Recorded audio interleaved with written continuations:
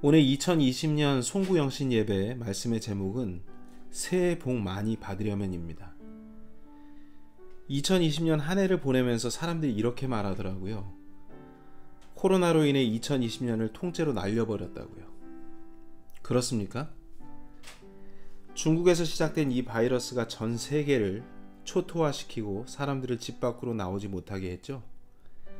무엇보다 교회와 학교가 간헐적으로 문을 닫게 되었고 영적으로나 정신적으로 혼란스러운 상태가 되면서 불확실한 미래에 대한 두려움이 온 세상을 뒤덮게 되었습니다. 수많은 사람들이 직장을 잃고 무수한 기업들이 줄도산을 하면서 전 세계 경제가 거의 제 기능을 하지 못하다 보니 개인이나 기업, 국가까지 현상 유지라도 하기 위해 빚잔치를 해야 했던 2020년 한 해였습니다. 잠시 뒤면 이제 새해가 되는데 코로나 바이러스 불길은 진정되지 않은 상태로 해를 넘기게 되었습니다. 좀 우울하죠? 솔직히 2021년은 2020년 빚잔치에 대한 대가를 치를 예정이라 경제 전망은 그 어느 때보다도 어둡다고 할 수 있습니다. 하지만 올해가 저물기 전에 주님께 받은 복을 세어보는 것은 아주 중요하고 뜻깊은 일이니까 2020년을 돌아보고자 하는데요. 여러분 어떠십니까? 돌아보시니 복을 많이 받으셨나요? 사실 20살 된 사람은 20번 이상 복을 받아야 하고 50대들은 50번 이상 복을 받으셨어야 합니다. 그렇잖아요. 새해 복 많이 받으세요. 50번씩 했을 거고 20살 된 사람은 20번씩 받았을 테니까요. 가능했을까요? 쉽지 않다고요? 항상 운수라는 건 달라지기 때문일까요? 우리는 매해 새해마다 토정비결이라는 걸 봅니다. 들어보셨죠? 올해 운수는 어떻게 될까? 신문에서는 또 매주 위클리하게 이 주의 운세에 대해서 이야기를 합니다. 오늘의 운세가 또 빼먹지 않게 나오는 일간지도 있습니다. 적중도를 떠나서 길흉이라고 하죠. 어떤 때는 운수가 좋고 어떤 때는 재수가 없다는 말입니다. 2020년은 운수가 나쁜데 2021년은 운이 좋다는 얘기죠. 복을 많이 받는다는 거죠. 그런 게 우리가 모르는 사이에 크리스찬들에게도 그런 생각들이 마음속에 자리 잡고 있다는 겁니다.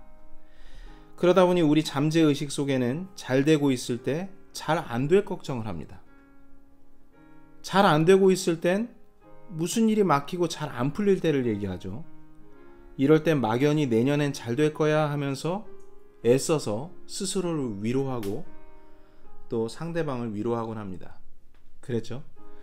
그래서 새해 복 많이 받으세요 하는 그 말에는 올해는 안 됐지만 내년은 잘 될 거야 하는 막연한 그런 기대감이 있는 거고, 또 올해 잘 됐으니까 내년에도 잘 됐으면 좋겠다 하는 약간 불안한 마음을 동반한 그러한 인사가 되기도 합니다. 여러분, 이 어려운 시기에서 쑥스럽고 죄송스럽지만 사실 제가 제 얘기를 잘 안 하는데 올해 저희 가정은 복을 넘치게 받았습니다. 정말 만사 형통했다라는 말을 쓸 수 있을 정도로 정말 잘 풀리는 한 해였습니다. 왜냐하면 돌아보니까 기도하고 소망했던 일들뿐만 아니라 묵은 일들까지 주님께서 다 이루어 주셨더라고요. 생각했던 것보다 훨씬 잘 된 것으로 인해 하나님께 영광 돌리고 싶습니다. 그리고 이 오는 새해에도 우리 가정이 또 우리 교회가 만사형통 했으면 하는 바람입니다. 이게 제 욕심만 챙기는 건 아닌가? 제가 이런 생각을 그저께까지 했었거든요. 근데 문득 주님께서 받은 복을 세어보는데 그칠 게 아니라 왜 이 복이 너희 가정에 임했는지 곰곰이 그 원인을 찾아보라고 말씀하시더라고요.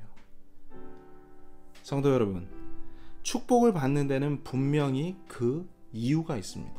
그리고 그 원리가 있습니다.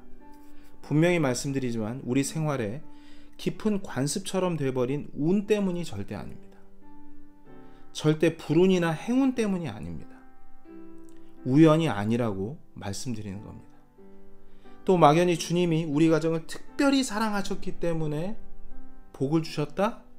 이거 가지고는 뭔가 설명이 잘 안 되는 게 많습니다. 왜냐하면 주님께서 저희 가정 말고도 수많은 주님의 가정들을 사랑하시고 있잖아요. 그런데 왜 2020년 한 해 우리 가정이 복을 받았는지 제가 오늘 여러분들께 말씀드리고자 합니다. 다 같이 잠언 2장 1절부터 4절까지의 말씀 보도록 하겠습니다. 이 잠언 2장 1절부터 4절까지의 말씀은 복을 받는 비결이 1절과 2절과 3절과 4절이 다 같은 내용인데 다른 표현으로 써져 있다는 것에 주목하시면서 봐주시기 바랍니다. 자, 2장 1절 저희 가정에 비추어서 읽어보도록 하겠습니다. 제가 읽겠습니다. 내 아들아, 네가 만일 내 말들을 받으며 내 명령들을 내게 감추어 두기를 원하며. 저는 2020년 저희 가족과 함께 올 한 해는 하나님의 말씀을 매일 보자, 그리고 말씀을 외워보도록 하자, 이렇게 하면서 독려했습니다. 사랑하는 가족 구성원들이 모두 다 동의해서 또 이렇게 말씀을 마음속에 감추어 두는 일들을 했었습니다. 그리고 2절 볼게요.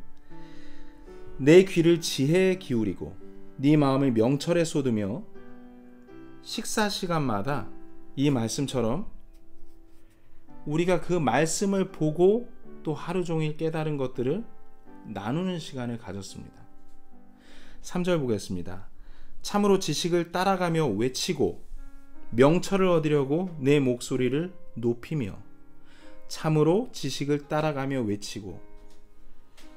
저는 운전을 하면서 주님의 말씀을 입을 열어서 크게 한번 읽어보기도 하고 외워보기도 하고 또 사람들을 만날 때마다 기회가 닿는 대로 사용했습니다.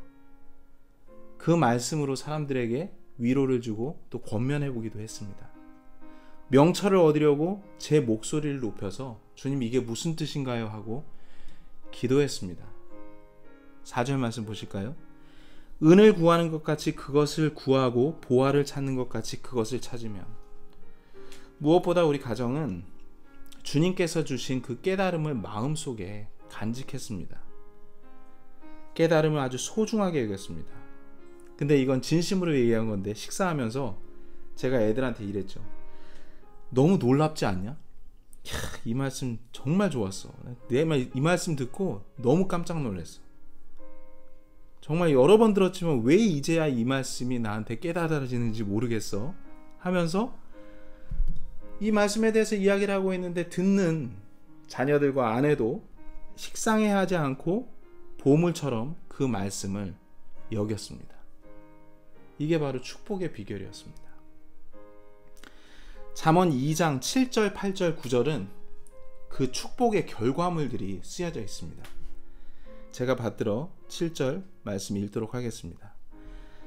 그분께서는 의로운 자들을 위하여 건전한 지혜를 모아두시며 곧바르게 걷는 자들에게 방패가 되시고. 주님께서 모든 사탄의 불화살로부터 우리 가정을 방패가 되셔서 보호하셨습니다. 8절 공의의 행로들을 지키시며 자신의 성도들의 길을 보존하시나니. 아멘.